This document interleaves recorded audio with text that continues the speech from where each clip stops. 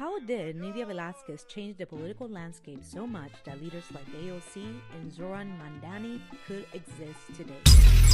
Her story begins in 1992, the year she became the first Puerto Rican woman ever elected to the U.S. Congress. And from day one, she made it clear.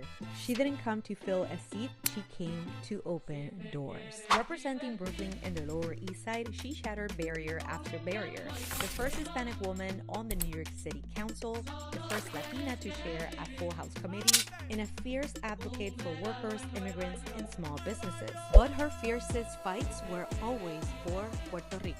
For decades, the U.S. Navy used Vieques as a live fire training ground, dropping missiles and 900-kilogram bombs. Heavy metals contaminated the soil, water, and food supply, leaving Vieques with a 269% higher cancer rate than the rest of Puerto Rico. While many politicians stayed silent, Nydia Velazquez didn't. She fought consistently to end the U.S. bombings, and in 2003, the U.S. Navy finally left Vieques. She also fought for the protection of federal health care funds and economic development resources for Puerto Rico, and consistently advocated for Puerto Rico's right to determine its own future. She also continued partnering with young progressives like Alexandria Ocasio-Cortez, working together on federal legislation, including renewable energy funding for Puerto Rico's fragile power system. She elevated rising voices, including being one of the first to endorse Zohran Mamdani and collaborated with other fierce Puerto Rican advocates. In a recent interview with El Nuevo Dia, she named one of her proudest achievements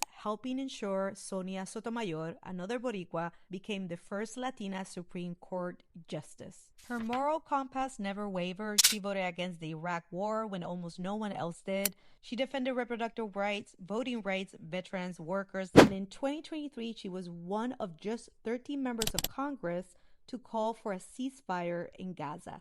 But like all great stories, hers reaches a turning point. On November 20, 2025, she announced she wouldn't seek re-election. That absence will be huge because Nydia Velazquez didn't just make history, she built the landscape. She was and remains a blueprint for leadership rooted in cultura, justice, and corazón. Nydia, thank you for your service.